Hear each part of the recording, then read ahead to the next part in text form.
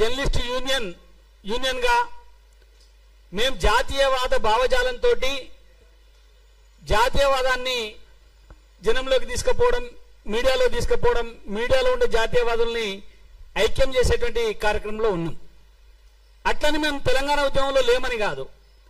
తెలంగాణ ఉద్యమంలో దాదాపుగా ఇప్పుడు మాట్లాడుతున్న వాళ్ళందరికంటే 1000% ఎక్కువ తెలంగాణ ఉద్యమంలో పాల్గొన్నటువంటి జర్నలిస్టులు మేము మా తెలంగాణ జర్నలిస్ట్ యూనియన్.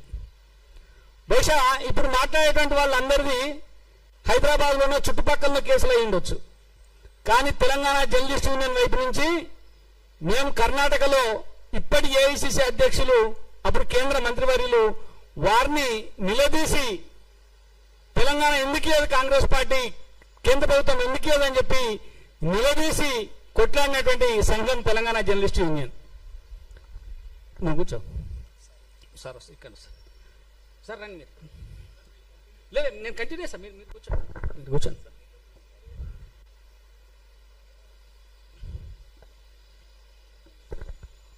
అట్లా తెలంగాణ ఉద్యమంలో కీలకంగా పనిచేసి తెలంగాణ రావడానికి కాదు, తెలంగాణ ఉద్యమంలోకి కేసీఆర్ రావడానికి కూడా నాలాంటి జర్నలిస్టులమే కారణం, నేను కూడా ఒక కారణం దానికి.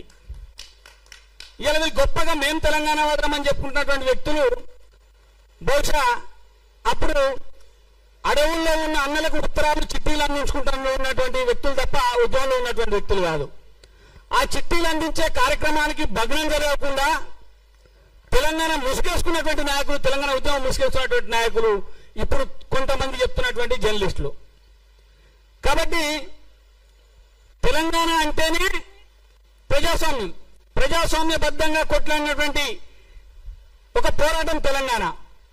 మరి తెలంగాణ సాధించుకున్న తర్వాత తెలంగాణలో ప్రజాస్వామ్యం ఉన్నదా? ప్రజాస్వామ్యం అంటే ఏంటి?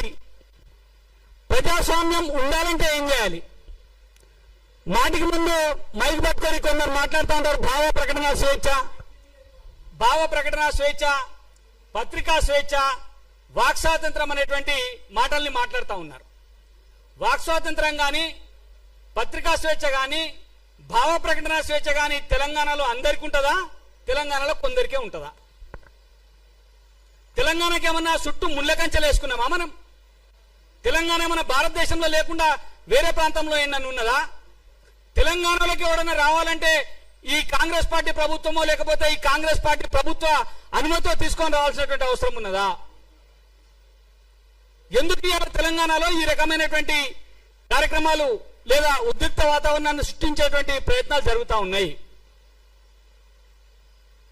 మిత్రులు, నేను ఒక 10 నిమిషాలు సమయం తీసుకుంటా. కొన్ని చాలా విషయాలు చెప్పాల్సినటువంటి అవసరం ఉన్నది. ఈరోజు రేపు సర్ అనేటువంటి ఒక కార్యక్రమం కూడా మనం రాబోతా ఉన్నది మన దగ్గర. దాని ఉద్దేశం ఏంది? వాస్తవమైనటువంటి ఓటర్లను ఓటర్ల జాబితాలో ఉంచాలా, వాస్తవం కానటువంటి ఎవరైనా ఓటర్లు ఉంటే వాళ్ళని ఓటర్ల జాబితాల నుంచి తొలగించాలా. దీని మీద కూడా కొట్లాడుతున్నది తప్పు అంటున్నారు. సరే, తప్ప రైట్ అనేది వదిలేద్దాం కొద్దిసేపు. తెలంగాణలో, మన హైదరాబాద్లో, మన పాత బస్తీలో ఆధార్ కార్డు సృష్టించుకున్నటువంటి రోహింగ్యాలకు అనుమతి ఉంటుంది. కానీ ఆధార్ కార్డు సృష్టించుకొని ఓటర్ లిస్ట్ లో ఓటర్ రాయించుకొని ఇక్కడి ప్రజలను దోపిడీ చేసి ఇక్కడి ప్రజలపైన దౌర్జన్యం చేసేటువంటి రోహింగ్యాలకు ఇక్కడ అనుమతి ఉంటుంది. వాళ్ళ గురించి ఎవరు మాట్లాడరు. కానీ పక్క రాష్ట్రం వాళ్ళు లేకపోతే ఇతర రాష్ట్రం వాళ్ళు వచ్చి ఇక్కడ మాట్లాడతామంటే ఎందుకు ఇబ్బంది కలుగుతా ఉన్నది? ఎందుకు నొప్పి కలుగుతా ఉన్నది? ఎందుకని చెప్పి అనుమతులు ఇవ్వకుండా ఇబ్బందులు పెడతా ఉన్నారనే దానిపైనే ప్రధానమైనటువంటి చర్చ.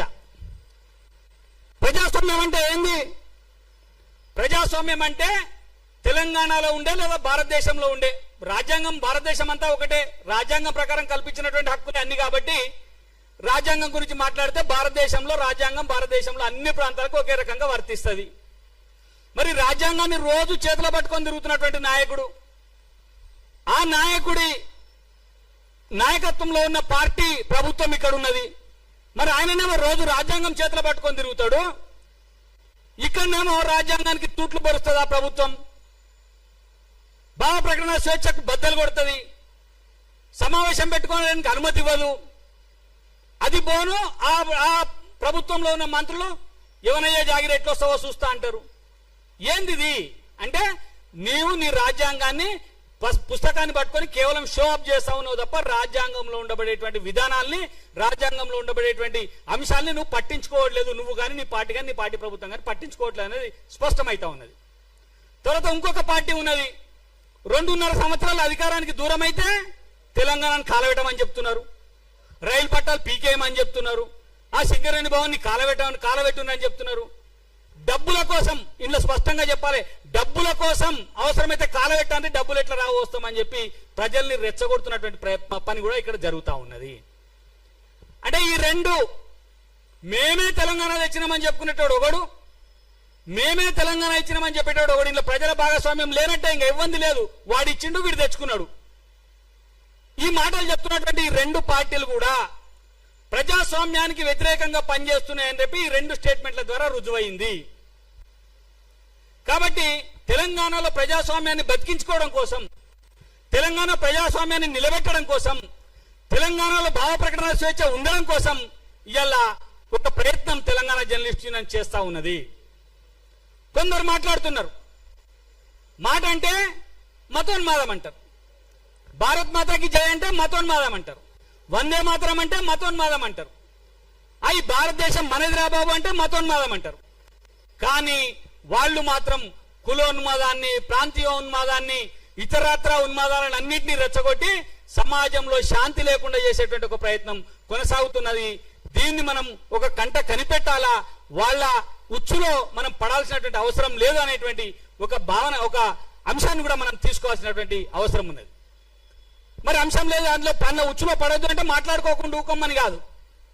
బహుశా నేను మాట్లాడుతుంటే మీ అందరికి అర్థమైంటది, ఏ ఒక్కరి పేరు కూడా మనం తీసుకోవాల్సిన అవసరం లేదు. మనం పేరు తీసుకుంటే వానికి బలం వస్తుంది. మనం ఎవరి పేరైనా ఉచ్చరిస్తే ఆ పేరుకు బలం వస్తుంది, ప్రచారం వస్తుంది, వాడు కూడా అదే కోరుకుంటున్నాడు. కాబట్టి అలాంటివి కాకుండా ఖచ్చితమైనటువంటి ప్రజాస్వామ్య పరిరక్షణ కోసం అప్పుడు తెలంగాణ ఉద్యమంలో కొట్లాడినాము తెలంగాణ జర్నలిస్టులుగా, అప్పుడు తెలంగాణ జర్నలిస్టులుగా అన్ని వర్గాల వారిని ఏకం చేసినాం. నా వేదిక మీద గద్దరు, విమలక్క, బండారు దత్తాత్రేయ గారు, కిషన్ రెడ్డి గారు, కోదండరామ్ గారు, ఇట్లా సిద్ధాంతాలతో సంబంధం లేకుండా తెలంగాణ ఉద్యమకారులందరినీ ఒక్కటి చేసినటువంటి ఘనత, అనే ఉద్యమంలో పాల్గొన్నటువంటి ఘనత తెలంగాణ జర్నలిస్ట్ యూనియన్ది. ఈ రోజు పుష్కర కాలం తర్వాత ఇలా మళ్ళీ తెలంగాణ గుండెకు, తెలంగాణ హృదయానికి కొందరు గాయం చేస్తా ఉన్నారు. తెలంగాణ అనేటువంటి మాటని ఒక సంకుచిత భావంతో చూస్తా ఉన్నారు. తెలంగాణ అనేటువంటి పదాన్ని కొందరు మాత్రమే ఉచ్చరించాలా, మిగతా వాళ్ళు ఉచ్చరించడానికి వీల్లేదు అనేటువంటి ఫాత్వాలు జారీ చేస్తా ఉన్నారు. వీటి వెనుక మళ్ళీ ఒకసారి గందరగోళం చేసేటువంటి ఒక పెద్ద కుట్ర దాగి ఉన్నటువంటి విషయాన్ని తెలంగాణ జర్నలిస్ట్ యూనియన్ గా మేము గ్రహించినాము. కాబట్టి ఈ కుట్రను భగ్నం చేయాల్సినటువంటి అవసరం ఉన్నది. తెలంగాణ ప్రజానీకానికి నిజాలను బద్దలు కొట్టి మనం చెప్పాల్సినటువంటి అవసరం ఉన్నది. కాబట్టి మనం ఈరోజు ఈ సమావేశాన్ని పెట్టుకొని మొత్తం మన భావాలతో కలిగినటువంటి వాళ్ళందరినీ పిలిచి ఒకసారి మాట్లాడుకుందామని చెప్పి ఒక ప్రయత్నం చేసినాం. ఈ ప్రయత్నంలో దాదాపుగా మనం పిలిచినప్పుడు తెలంగాణలో ఇలా కొట్లాడనటువంటి వ్యక్తి లేనేలేడు, తెలంగాణ కోసం కొట్లాడనటువంటి వ్యక్తి లేనేలేడు తెలంగాణలో. అది ఎవరన్నా ఉన్నారంటే వాడు ఎంఐఎం వాడు, వాడు సిపిఎం పార్టీడు. వాళ్ళిద్దరిని సంకల పెట్టుకొని, ఆ ఎంఐఎంని ఆ సిపిఎం పార్టీని సంకల పెట్టుకొని ఇలా తెలంగాణ గురించి మాట్లాడుతున్నటువంటి మూర్ఖులకు ఏం సమాధానిస్తాం? ఈ మాట తెలంగాణలో ఉద్యమకారు, ప్రతి ఒక్కరు తెలంగాణలో పుట్టిన ప్రతి బిడ్డ ఉద్యమకారుడు అన్నది నేనలే. 2012లో తెలంగాణ జర్నలిస్ట్ స్థాపించిన తర్వాత నేను బెంగళూరులో మల్లికార్జున ఖర్గే కేంద్ర మంత్రిని గిరావు చేస్తే అక్కడ మమ్మల్ని అరెస్ట్ చేసిండ్రు.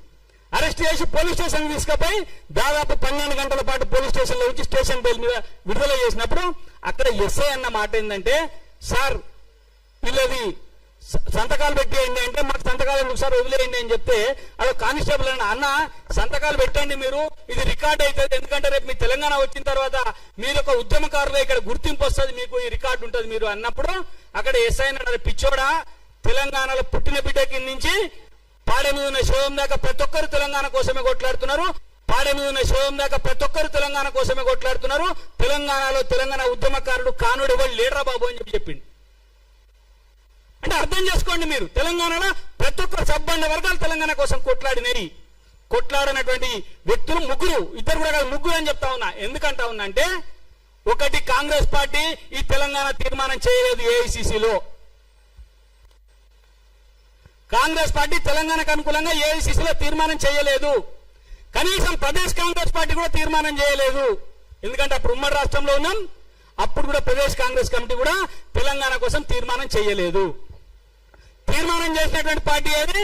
జాతీయ స్థాయి నుంచి గల్లీ నుంచి ఢిల్లీ దాకా అంటాం కదా, గల్లీ నుంచి ఢిల్లీ దాకా తీర్మానం చేసి తెలంగాణతో ముక్తకంఠంగా ఆంధ్రాలో, కర్ణాటకలో, పశ్చిమ బెంగాల్లో ఎక్కడైనా సరే భారతీయ జనతా పార్టీ తెలంగాణ కావాలనేటువంటి డిమాండ్ను పెట్టింది. బీజేపీ గల్లీ నుంచి ఢిల్లీ దాకా తీర్మానాలు చేసి తెలంగాణ కోసం కొట్లాడింది. కాంగ్రెస్ పార్టీ తీర్మానం చేయలే. సిపిఎం పార్టీ తెలంగాణకు వ్యతిరేకంగా తీర్మానం చేసి మేము విశాలాంధ్రాన్ని కోరుకుంటున్నాం, తెలంగాణ మాకు వద్దని చెప్పింది. ఎంఐఎం పార్టీ తెలంగాణ వద్దన్నది. తెలంగాణ వస్తే ఇక్కడ బీజేపీ బలపడుతుంది, హిందుత్వ శక్తులు బలపడతాయి కాబట్టి మేము తెలంగాణను వ్యతిరేకిస్తున్నాం, తెలంగాణ వద్దని చెప్పి ఓపెన్ గా స్టేట్మెంట్ ఇచ్చినటువంటి పార్టీలు మూడు, ఎంఐఎం, కాంగ్రెస్, సిపిఎం పార్టీలు. మరి ఇలా ఆ ముగ్గురిని సంకలనం పెట్టుకొని, ఆ ముగ్గురిని ముందర కూర్చుని పెట్టుకొని ఇలా తెలంగాణ ఉద్యమానికి వ్యతిరేకంగా పనిచేసినటువంటి వాళ్ళు ఇలా తెలంగాణ అంటే మాదే, మేమే తెలంగాణ కోసం మాట్లాడినామని చెప్పి చెప్తా ఉన్నారు. ఒక ఆయన గొంతెత్తుకొని మాట్లాడుతూ ఉన్నాడు, నేను వామపక్షవాదిని, నేను కమ్యూనిస్టును అని చెప్పి ఇలా గుర్తొచ్చింది ఆయనకి. ఏది కేసులు అయిన తర్వాత. అంతకుముందు కమ్యూనిస్టులు అని తిట్టిండు, అంతకుముందు వాళ్ళు కమ్యూనిజమే లేదన్నాడు. ప్రపంచవ్యాప్తంగా కమ్యూనిజం నాశనం అయిపోతుందని చెప్పి వీడియోలో చెప్పినటువంటి ఒక గొప్ప వ్యక్తి ఇలా కేసులైన అనగానే నేను కమ్యూనిస్ట్నే, కమ్యూనిస్టు భావజాలం నాది అని చెప్పి మిగతా మందుని ఎన్కేసుకునేటువంటి ఒక ప్రయత్నం చేస్తా ఉన్నాడు. ఆ మేధావి ఏనాడైనా తెలంగాణకు అనుకూలంగా మాట్లాడిండా? తెలంగాణకు అనుకూలంగా ఏ ఉద్యమంలోనైనా ఉన్నాడా? ఏ ఉద్యమంలో కనిపించిందా? ఆయన అప్పుడు చైర్మన్ గా ఉన్నటువంటి 10 టీవీ ఏనాడైనా తెలంగాణ అంశాలను ప్రజలకు చూపించిందా? ఇది జరగాల్సినటువంటి చర్చ, ఇది జరగాల్సినటువంటి అవసరం ఉన్నది. ఇవాళ ఆయనను ముందర పెట్టుకొని మిగతా ఈ కోతిమూకంతా కూడా చిల్లర ఆడుకునే బ్యాచ్ ఇదంతా. ఈ బ్యాచ్ అంతా ఇలా తెలంగాణను మళ్ళీ ఒక విధ్వంసం వైపు నెట్టేటువంటి ప్రయత్నం చేస్తా ఉన్నారు. దయచేసి ఈ సంపాదించుకున్నటువంటి తెలంగాణను, కొట్లాడి మనం సాధించుకున్నటువంటి తెలంగాణను కాపాడుకోవాల్సినటువంటి బాధ్యత ఈ తెలంగాణ భూమి పుత్రులుగా, తెలంగాణ కోసం కళ్ళగన్న వారిగా, తెలంగాణ కోసం కొట్లాడిన వారిగా, ఈ తెలంగాణను భారతదేశంలో అంతర్భాగం చేసినటువంటి సర్దార్ వల్లభాయ్ పటేల్ వారసులుగా మనం ఈ తెలంగాణను కాపాడుకునేటువంటి అవసరం ఉందని చెప్పి నేను మీ అందరికి విజ్ఞప్తి చేస్తా ఉన్నా. కాబట్టే తెలంగాణ జర్నలిస్ట్ యూనియన్ ఇలా ఈ అంశాన్ని తీసుకుంది. ఈ అంశాన్ని బహుశా కాకతీయంగానే మేము ఇక్కడ తీసుకున్న సిద్ధు చెప్పిండు, అన్న ఇట్లా మాట్లాడదామని చెప్పి రాత్రే చెప్పిండు. చెప్పితే సరే దీన్ని నిర్వహిద్దామని చెప్పి నిర్వహించడం. కానీ దీనికి నేను ఒక స్పష్టమైనటువంటి ఒక ఎంకార్డు కూడా ఇవ్వాలనుకుంటున్నా. ఈ సమావేశాన్ని అన్ని ఉమ్మడి జిల్లాలలో పెడతాం. తెలంగాణలో ప్రజాస్వామ్యం ఉందా లేదా, ప్రజాస్వామ్యం ఉంటే ఎట్లా ఉండాలి తెలంగాణ అనేటువంటి విషయాన్ని తెలియజేయడం కోసం అన్ని ఉమ్మడి జిల్లాలలో కూడా తెలంగాణ జర్నలిస్ట్ యూనియన్ వైపు నుంచి కలిసి వచ్చేటువంటి మనకి అందరి సంఘాలతో కలిసి మరొకసారి మేము ఈ ప్రయత్నం చేస్తామని చెప్పి ఈ సందర్భంగా తెలియజేస్తూ, మరి మా ఆహ్వానాన్ని మన్నించి వచ్చినటువంటి వివిధ సంఘాల నాయకులందరికీ కూడా ఇక్కడ చాలా మంది ఉన్నారు. చాలా పోరాటాలు చేసినటువంటి మురళీ మనోహర్ గారు ఉన్నారు. వారు ఏబీవీపీలో జాతీయ అధ్యక్షుడిగా పనిచేశారు. తెలంగాణ ఉద్యమంలో తెలంగాణ లెక్చరర్లందరినీ ఒక్కటి చేసి తెలంగాణ లెక్చరర్ల ఫోరాన్ని ఏర్పాటు చేశారు. ఏబీవీపీలో ఉంటూ ఒక పెద్ద గర్జన ఏర్పాటు చేసి ఇక్కడ లక్షలాది మందితోటి తెలంగాణ అనేటువంటి అంశాన్ని విద్యార్థుల్లోకానికి తెలియజేయడం కోసం పనిచేసినటువంటి మహానుభావులు మురళీ మనోహర్ గారు ఉన్నారు. అట్నే చాలా మంది నాయకులు ఇక్కడ అంతా తెలంగాణ ఉద్యమంలో పనిచేసిన వాళ్ళే ఉన్నారు. వీళ్ళందరూ కూడా మాట్లాడాల్సిన అవసరం ఉంది. కాబట్టి దయచేసి ఈ అంశాన్ని మనం బలంగా తీసుకుపోవాల్సినటువంటి అవసరం ఉన్నది. తెలంగాణ పేరుతోటి జై తెలంగాణ అని మనము అంటాం, జై తెలంగాణ అని ఇంకోటి అంటాడు. కానీ జై తెలంగాణ అని నినాదం వెనుక ఎవరి దగ్గర స్వచ్ఛత ఉన్నదనేటువంటి విషయాన్ని కూడా మనం, అటవీ ప్రాంతాల నుంచి మాయమైపోయినటువంటి నక్సలైట్లు అటవీ ప్రాంతాలు వదిలి ప్రజల చేత చీత్కరించబడి తుపాకుల్ని వదిలేసి మరి ఈ నాగరిక ప్రపంచంలోకి వచ్చినటువంటి వ్యక్తులు వాళ్ళ మనస్తత్వాన్ని మార్చుకోలేదు. వాళ్ళు తిరిగి మళ్ళొక్కసారి ఈ సమాజంలో అల్లకల్లోలాన్ని గందరగోళాన్ని సృష్టించేటువంటి ప్రయత్నం చేస్తా ఉన్నారు. దీని వెనక ఎన్నికల కుట్ర కూడా దాగి ఉన్నదనేటువంటి విషయాన్ని మీ అందరూ గుర్తుంచుకోవాలని ఆ వైపున మనం ప్రయత్నం చేయాలా. మరొకసారి జాతీయవాదాన్ని ప్రజల్లోకి తీసుకుపోవడం కోసం మనం ప్రయత్నం చేయాలి. జాతీయవాదం అనేటువంటి ఏకైక దృక్పథంతో మొత్తం భారతదేశం అంతా కలిసి ఉండాలనేటువంటి ఏకైక దృక్పథంతో ఆ రోజు సర్దార్ వల్లభాయ్ పటేల్ గారు ఈ తెలంగాణను తీసుకొచ్చి భారతదేశంలో విలీనం చేసిండ్రు. కాబట్టి జాతీయవాదానికి తెలంగాణవాదానికి ముడిపడి విడదీయరానటువంటి ఒక ఆత్మీయ సంబంధం ఉన్నది. కాబట్టి తెలంగాణవాదులుగా మనం ఒకసారి తెలంగాణను కాపాడుకుంటూ తెలంగాణను రక్షించుకుంటూ మరొకసారి జాతీయవాదాన్ని తెలంగాణలో విస్తృతపరిచేసేటువంటి కార్యక్రమాన్ని తీసుకోవాలని చెప్పి కోరుకుంటూ ఈ అవకాశం ఇచ్చినటువంటి సభాధ్యక్షులు బింగి స్వామి గారికి మిగతా పెద్దలందరికీ కూడా కృతజ్ఞతలు ధన్యవాదాలు తెలియజేస్తూ ముగిస్తా ఉన్నాను. భారత్ మాతాకి, భారత్ మాతాకి జై తెలంగాణ, జై తెలంగాణ.